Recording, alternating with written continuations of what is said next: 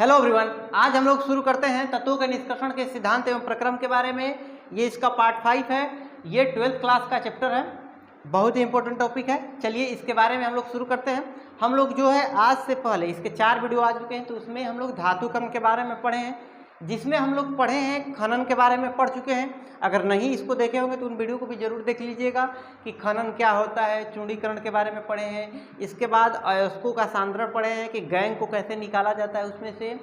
आज के क्लास में हम लोग को पढ़ना है कि एक अयस्क अगर है, कोई भी अगर अयस्क रहेगा तो उस अयस्क को ऑक्साइड में परिवर्तन कैसे करेंगे और आखिर क्या जरूरत पड़ता है कि उसको ऑक्साइड में बदला जाता है, इसके बारे में। ठीक है, जब ये पढ़ लेंगे तब हम लोग, क्योंकि ऑक्साइड में बदल जाएगा तो उस ऑक्साइड का अवकरण कराएंगे और उसके बाद हम लोग क्या करेंगे, धातु का शुद्धिकरण करेंगे। लेकिन अभी वाला जो है हम लोग पढ़ते हैं, इसके आगे जो है हम लोग को पढ़ना क्या है, धातु का ऑक्साइड में परिवर्तन। ठीक है, तो हम लोग देखते हैं कि कोई भी अगर अयस्क है तो अयस्क किस किस रूप में हो सकते हैं, तो इसके बारे में एक वीडियो पहले भी अपलोड है। अयस्क जो होंगे वो सल्फाइड के रूप में हो सकते हैं, कार्बोनेट के रूप में भी हो सकते हैं, वो ऑक्साइड के भी रूप में हो सकते हैं, हाइलाइड के भी रूप में, हाइड्रोजन समूह के भी रूप में हो सकते हैं। अगर एग्जाम्पल की बात करेंगे जैसे कि जिंक का जिंक ब्लेड ZnS, यानी कि ये एक अयस्क है, किस रूप में, सल्फाइड के रूप में। इसी तरह से कार्बोनेट का होता है कैल्शियम कार्बोनेट। ठीक है, इसको काली चूना भी कहते हैं। ये कार्बोनेट वाला अयस्क है, किसका, कैल्शियम का। इसी तरह से ऑक्साइड वाले भी अयस्क होते हैं, जैसे कि Fe2O3। ये कैसे अयस्क हो गए हैं, ऑक्साइड वाले अयस्क हो गए। थोड़ा सा पतला कर लेते हैं मार्कर को। तो यानी कि आपको इसी तरह से हाइलाइट वाले का एग्जांपल अगर देखेंगे जैसे कि NaCl, rock salt, sodium chloride को रॉक साल्ट कहा जाता है। तो ये हमारे पास में जो क्लोरीन है, यहाँ पर ये क्लोरीन हाइड्रोजन वाला है, यानी कि ये हाइलाइड वाला अयस्क हो गया, ऑक्साइड अयस्क, कार्बोनेट अयस्क, सल्फाइड अयस्क, ऐसे प्रकार के अयस्क होते हैं। तो इन सभी प्रकार, चाहे सल्फाइड हो, कार्बोनेट हो, ऑक्साइड, किसी भी प्रकार के होंगे। जनरली जो होता है अधिकतर ऑक्साइड जो होते हैं, मतलब कि जो अयस्क होते हैं वो सल्फाइड के रूप में होते हैं या फिर किसके रूप में होते हैं, कार्बोनेट के रूप में। ठीक है, तो इन दोनों को, सल्फाइड को, कार्बोनेट को, या जितने भी अयस्क होते हैं उन सब को बदला जाता है किस रूप में, ऑक्साइड के रूप में। यानी कि वह मेटल जो होगा वो अब किसके साथ जुड़ जाएगा, ऑक्सीजन के साथ में। क्यों बदला जाता है, ताकि अगर हम इसको ऑक्साइड के फॉर्म में बदलेंगे तो आसानी से इस ऑक्साइड का क्या करा सकते हैं, अवकरण करा सकते हैं। ऑक्सीजन का निकलने वाली जो प्रक्रिया होती है, आसानी से किसी भी धातु से अवकरण को कराया जा सकता है। इसीलिए क्या किया जाता है, जितने भी अयस्क होते हैं उसको किसके रूप में बदला जाता है, ऑक्साइड के रूप में। ठीक है, तो अयस्क जब भी हम ऑक्साइड के रूप में बदलने की अगर बात करेंगे तो यहाँ पर बदलने के लिए 2 प्रक्रियाएं यूज में आती हैं। एक होता है निस्तापन और दूसरा होता है भर्जन। इन्हीं दोनों विधियों के द्वारा हम क्या करते हैं, इसको ऑक्साइड में बदला जाता है। किसको, जो भी मेटल के ऑक्साइड होंगे, अयस्क होंगे, उनको मेटलिक ऑक्साइड में बदला जाएगा। ठीक है, अगर हम बात करते हैं पहले एक एक को लेकर, यहाँ पर पहले हम लोग किसको देखेंगे, निस्तापन को। ठीक है, तो निस्तापन को अगर देखते हैं तो निस्तापन को अंग्रेजी में कहा जाता है कैल्सिनेशन। ठीक है, और इसमें होता क्या है कि जो भी हमारे पास में जो अयस्क है हाइड्रोक्साइड का या फिर कौन से वाले अयस्क, कार्बोनेट को, तो ये जो अयस्क होते हैं इसको वायु की अनुपस्थिति में गर्म करके क्या किया जाता है, सॉरी यहाँ पर ये कर्म लिखा गया है, कर्म नहीं होगा, होगा क्या, गर्म। गर्म करके इसको किस में बदला जाता है, ऑक्साइड में। तो जब इसको हम ऑक्साइड में बदलते हैं तब जाके इसी प्रक्रिया को क्या कहते हैं, निस्तापन। जनरल जो डेफिनेशन हम ये भी लिख सकते हैं कि कार्बोनेट को वायु की अनुपस्थिति में गर्म करके ऑक्साइड में बदला जाता है, इसी को प्रक्रिया क्या कहा जाता है, निस्तापन। यह किसके लिए मान्य होगा, यह कार्बोनेट के लिए और हाइड्रोक्साइड के लिए क्या होता है, मान्य होता है। ठीक है, एग्जाम्पल के तौर पर बात करेंगे, यहाँ पर देखिए CaCO3 कैल्शियम कार्बोनेट है, और जब कार्बोनेट के अयस्क को गर्म करेंगे तो किस में बदलेगा, ऑक्साइड में। तो कैल्शियम धातु है, ऑक्साइड में बदलेगा तो क्या बनेगा, CaO, और CaO बनेगा और साथ में कौन सी गैस बाहर निकलती है, कार्बन डाइऑक्साइड। तो जब भी हमको क्या होता है, कार्बोनेट वाले होते हैं तो इसमें पहले ही से CO3 O3 ऑक्सीजन है, तो यहाँ इसको वायु की अनुपस्थिति में ही गर्म कर देते हैं, वायु देने का जरूरत पड़ता नहीं है। तो जब वायु देने का जरूरत नहीं पड़ता है तो यहाँ पर क्योंकि ऑक्सीजन पहले से ही है इसीलिए ऑक्सीजन देने की जरूरत नहीं है। तो कोई भी अगर कार्बोनेट अयस्क है, कार्बोनेट अयस्क को अगर गर्म करके ऑक्साइड में बदला जाता है तो इसी प्रक्रिया को क्या कहेंगे, निस्तापन। समझ में आया? किसको, कार्बोनेट को गर्म करके किस में बदलेंगे, ऑक्साइड में।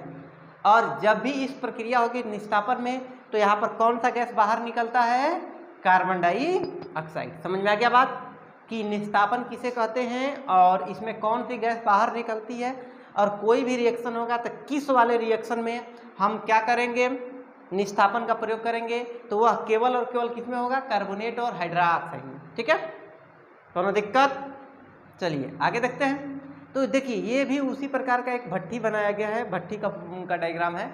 इसके बारे में जब हम लोग आयरन का देखेंगे तो उस समय भी देखेंगे कि इसमें क्या किया गया है, अयस्क रख दिया गया है और गर्म कर रहे हैं। तो जब गर्म करेंगे तो इसमें से जो भी गैस रहे, कार्बन डाइऑक्साइड गैस ऊपर की तरफ निकलते चला जाएगा और जितना भी धातु होगा नीचे की तरफ आते जाएगा, ऑक्साइड के रूप में वो इकट्ठा होगा। ठीक है, इस प्रक्रिया के बारे में, इस टाइम के बारे में आगे भी आएंगे जब एक एक धातु का निष्कर्षण, जैसे कि क्वेश्चन जो पूछेगा तो वह कंबाइन करके पूछता है कि धातु में, जैसे कि पूछ देगा कि कॉपर का निष्कर्षण करके बताइए, लोहा का निष्कर्षण करिए, एल्युमिनियम का निष्कर्षण करिए। जब ऐसे निष्कर्षण पूछेगा तो उसको भी हम लोग चर्चा करेंगे जब सीख लेंगे पूरा। तो ठीक है, तो इस भट्ठी के द्वारा किया जाता है। अब निष्ठापन हो गया, अब किसके बारे में बच गया, भर्जन।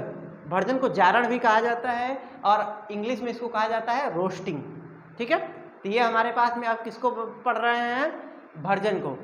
और यह प्रक्रिया होता क्या है, इसमें सल्फाइड अयस्क को हम किसमें गर्म करते हैं, वायु की उपस्थिति में, क्योंकि सल्फाइड अयस्क है। जैसे कि सल्फाइड अयस्क क्या हो गया, ZnS, जिंक सल्फाइड हो गया।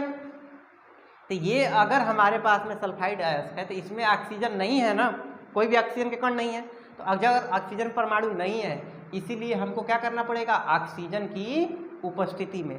और जब ऑक्सीजन की उपस्थिति में गर्म करेंगे और किस में बदला जाएगा, ऑक्साइड में, तो इसी प्रक्रिया को क्या कहा जाता है, भर्जन। समझ में आया कि भर्जन क्या होता है कि सल्फाइड अयस्क को वायु की उपस्थिति में गर्म करके किस में बदला जाएगा, ऑक्साइड में। इस प्रक्रिया को कहा जाएगा भर्जन।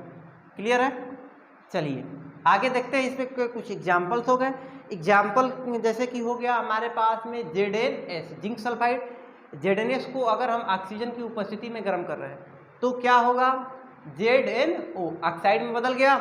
इसी तरह से देखिए PbO ऑक्साइड में बदल गया, ये भी हमारे पास में Cu2O ऑक्साइड में बदल गया। और क्योंकि यहाँ पर सल्फर है तो सल्फर फिर ऑक्सीजन के साथ जुड़ के कौन सा गैस बनाएगा, SO2। समझ में आया? तो भर्जन में कैसे, किस अयस्क को गर्म किया जाता है, सल्फाइड अयस्क को वायु की उपस्थिति में गर्म करते हैं और कौन सा गैस बाहर निकलता है, कार्बन डाइऑक्साइड।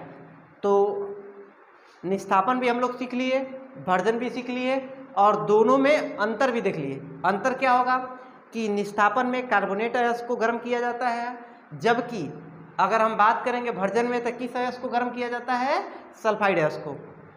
दूसरा अंतर क्या होगा कि उसको वायु की अनुपस्थिति में गर्म करते हैं, जबकि भर्जन को वायु की उपस्थिति में गर्म करते हैं। और तीसरा क्या होगा कि निस्तापन में कार्बन डाइऑक्साइड गैस बाहर निकलती है और यहाँ पर कौन सी गैस बाहर निकल रही है, सल्फर डाइऑक्साइड। ठीक है, तो ये तीन इसके अंतर हो गए हैं। आपका चौथा अंतर लिखना होगा तो दोनों में एक एक अंतर उतार सकते हैं। ठीक है, तो ये हमारे पास में निस्तापन और भर्जन के बारे में कंप्लीट हो गया। ठीक है, वीडियो को देखिए, हम पढ़ा रहे हैं आप लोग का इस टॉपिक का लगभग हम लोग आधा के आसपास पहुँचे, आधा नहीं है थोड़ा सा कम है, लेकिन आधा के आसपास पहुँचे। क्योंकि देखिए हम लोग को जो पढ़ना है इस चैप्टर में यही पढ़ना ही है, केवल इतना ही चीज़ पढ़ना है हम लोग को कि धातु कर्म इस चैप्टर में यही पढ़ना है, धातु का निष्कर्षण। तो खनन पढ़ ही लिए, चूर्ण बनाना पढ़ लिए, अयस्क का सांद्रण भी पढ़ लिए। आज हम लोग अयस्क को ऑक्साइड में परिवर्तन भी पढ़ लिए। अगर इतना पढ़ लिए तो अब हमको दो ही चीज़ पढ़ना है ना। एक पढ़ना क्या है कि धात्विक ऑक्साइड का अवकरण, मतलब उसमें से ऑक्सीजन को बाहर निकाल देंगे। तो जब कोई मेटल है उसमें से ऑक्सीजन को अगर बाहर निकाल देंगे, ये वाला चीज़ बाहर निकल गया, अब क्या बचेगा, केवल मेटल धातु बचेगा। अब उस धातु को क्या करेंगे, बढ़िया से शुद्ध कर देंगे, साफ करेंगे, यानी कि शुद्धिकरण। अब यही दोनों हम लोग को बचा हुआ है पढ़ने के लिए। तो आपको ये करना है कि जितना वीडियो बन रहा है उसको देखिए, एक बार, दो बार, तीन बार जरूर देखिए। आप अगर वीडियो नहीं देख रहे हैं तो ये आपकी मूर्खता है। ठीक है, तो उसको ज़रूर देखिए। टॉपिक जो होंगे यही टॉपिक आएंगे। अगर आपको डाउट हो रहा है, कहीं पर भी नहीं समझ में आ रहा है, तो आप हमसे पूछिए, कमेंट करके पूछिए। व्हाट्सएप नंबर आपको दिया गया है, व्हाट्सएप पर मैसेज करके भी पूछ सकते हैं। कोई भी सवाल में दिक्कत है तो पूछिएगा। असाइनमेंट भी आप लोग को मिल गया है। असाइनमेंट में अगर दिक्कत है, असाइनमेंट का सवाल बनाइए, और अगर उसमें भी दिक्कत है तो वो भी आप पूछ सकते हैं। असाइनमेंट में आप 1 से लेकर हमारे पास 20 तक सवाल बना लीजिएगा। होमवर्क हो गया, ठीक है। असाइनमेंट आज मिला है, 1 से 20 तक इसको बना लीजिएगा।